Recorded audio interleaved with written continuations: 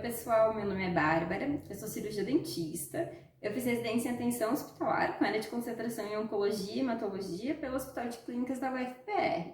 E eu fui convidada para conversar com vocês sobre exames laboratoriais e hematologia e a aplicabilidade na atuação do cirurgião dentista. Então, quando eu, como cirurgia dentista, devo solicitar exames laboratoriais e quais exames? E o que eu preciso observar nesses exames? Então, vamos começar pensando em algumas situações que é relevante a solicitação de exames laboratoriais. E para ficar um pouco mais claro, eu elenquei 3 principais situações que eu acredito que sejam importantes.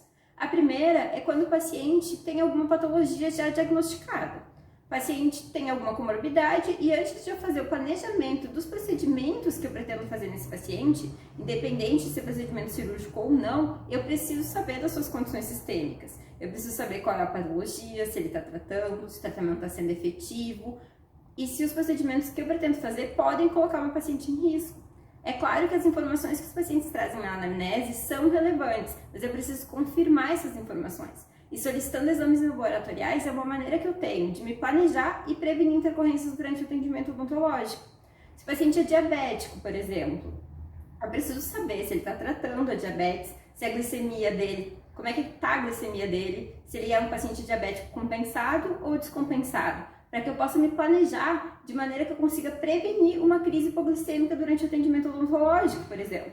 Ou se for um paciente com uma doença renal crônica ou uma insuficiência hepática, eu preciso saber das suas condições sistêmicas para que eu possa selecionar o melhor medicamento e adaptar a posologia de forma que eu não vá sobrecarregar os órgãos, podendo trazer consequências a esse paciente. Conhecendo melhor as condições sistêmicas do paciente, eu vou conseguir entender se a patologia que ele tem pode influenciar na eficácia do tratamento odontológico e se o tratamento odontológico pode interferir nas suas condições sistêmicas. O segundo motivo que eu selecionei para solicitar exames laboratoriais é para identificar uma patologia subclínica. É quando eu desconfio que o paciente pode ter alguma doença não diagnosticada. Por exemplo, o paciente relata para mim fraqueza e cansaço e eu percebo uma palidez das mucosas. É importante que eu solicite um hemograma para talvez identificar uma anemia não diagnosticada. E se além da fraqueza e do cansaço, o paciente ainda fala que percebeu um sangramento contínuo, pequenos cortes, ou aparecimento de hematomas pelo corpo sem motivo aparente. Pode ser que esse paciente tenha uma discrasia, uma discrasia sanguínea não diagnosticada, ou até um câncer hematológico. E esse paciente é um paciente que vai ter um risco de sangramento acentuado a procedimentos odontológicos rotineiros, como, por exemplo, uma raspagem periodontal. Claro que não é da nossa competência tratar essas doenças, mas identificando alguma alteração, eu vou encaminhar para o hematologista para que o paciente possa fazer o tratamento necessário e assim eu evito realizar algum procedimento que possa colocar a segurança do meu paciente em risco. E a terceira situação é quando eu quero monitorar um paciente que está fazendo algum tratamento ou faz uso de medicamento de uso contínuo, por exemplo, antirreabsortivos, anticoagulantes, corticoides, imunossupressores.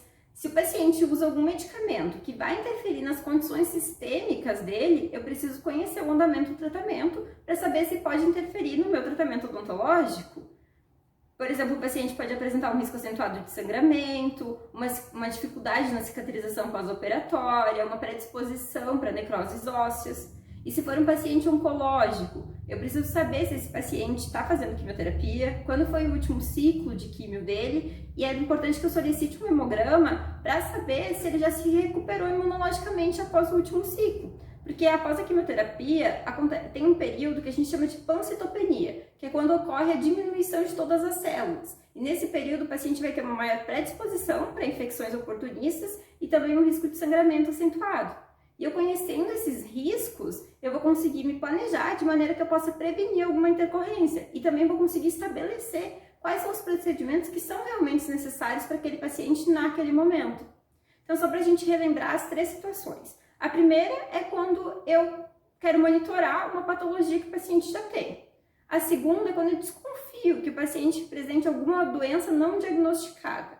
E a terceira é quando eu quero monitorar o meu paciente que faz alguma terapia ou medicamento de uso contínuo.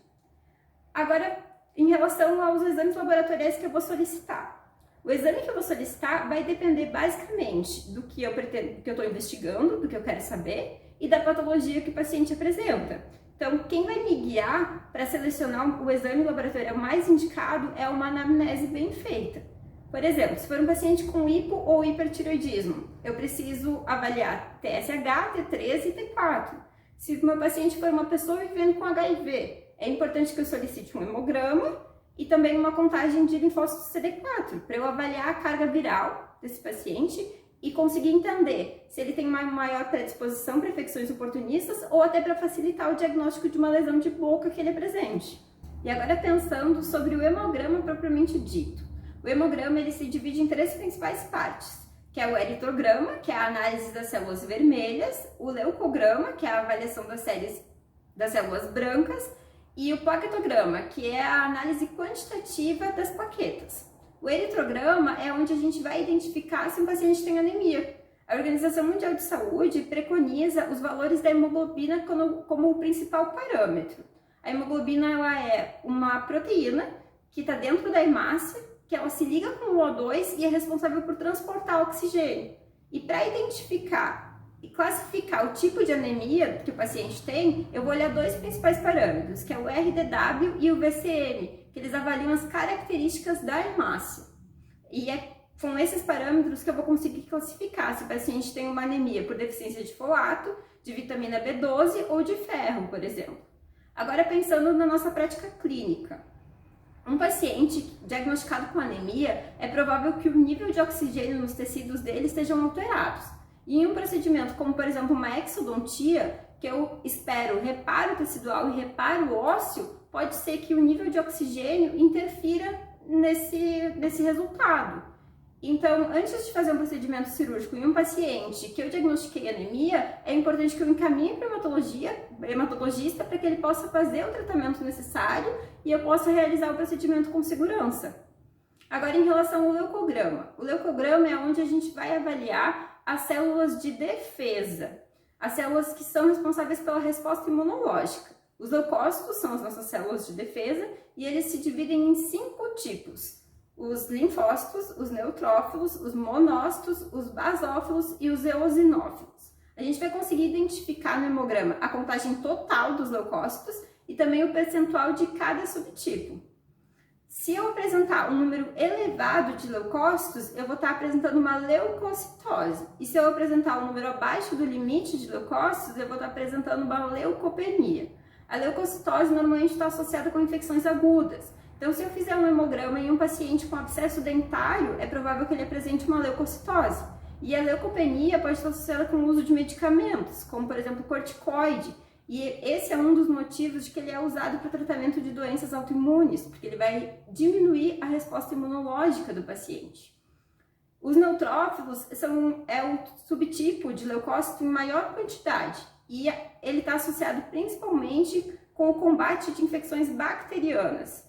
Então, um paciente que se apresenta neutrofílico, ou seja, com um número elevado de neutrófilos, provavelmente está com uma infecção bacteriana. Se ele se apresentar neutropênico, significa que ele está com maior predisposição para desenvolver infecções bacterianas.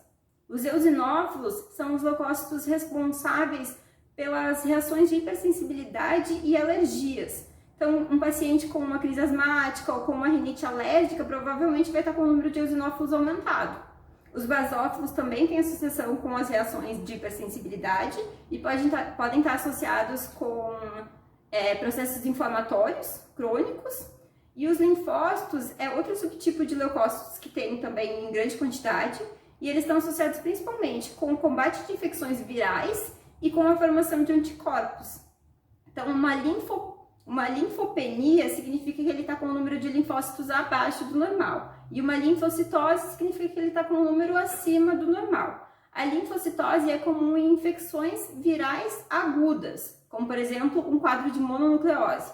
E a linfopenia pode ter várias causas, mas ela pode ser encontrada em doenças como, por exemplo, a artrite reumatoide e o lúpus. Então é importante eu avaliar um leucograma não só numa avaliação pré-operatória, mas também pode me auxiliar no diagnóstico diferencial, porque olhando o leucograma eu vou conseguir identificar se o paciente está com uma reação de hipersensibilidade, se ele está com uma infecção viral ou com uma infecção bacteriana. E agora sobre as plaquetas. O plaquetograma ele vai nos mostrar a contagem de plaquetas por microlitro de sangue. A principal função das plaquetas é o tampão hemostático frente a uma lesão vascular, é prevenir a hemorragia. O limite de plaquetas é de no mínimo 150 mil plaquetas por microlitro de sangue e no máximo 400 mil plaquetas. Quando o paciente apresenta menos que 150 mil plaquetas, a gente vai dizer que ele tem uma plaquetopenia. E quando ele apresenta mais que 400 mil plaquetas, é uma plaquetose ou uma trombocitose. A plaquetopenia pode estar associada com doenças oncohematológicas, como por exemplo as leucemias e os linfomas, e a plaquetose pode estar presente em doenças mieloproliferativas, como por exemplo a mielofibrose. Um paciente plaquetopênico ele apresenta maior risco de sangramento, mas um plaquetograma normal não é o suficiente para descartar o risco de sangramento. Então, para uma análise mais detalhada, é importante que eu solicite um coagulograma completo. Os valores de referência das células, eles podem variar um pouco dependendo do laboratório, mas normalmente eles vêm descritos no hemograma, então fica fácil de identificar as alterações. Então é isso, eu espero que eu tenha conseguido clarear um pouquinho sobre a necessidade dos exames laboratoriais e o que eles podem nos ajudar, e também as principais informações que a gente consegue encontrar no hemograma. Então obrigada e eu estou à disposição para esclarecimentos ou dúvidas.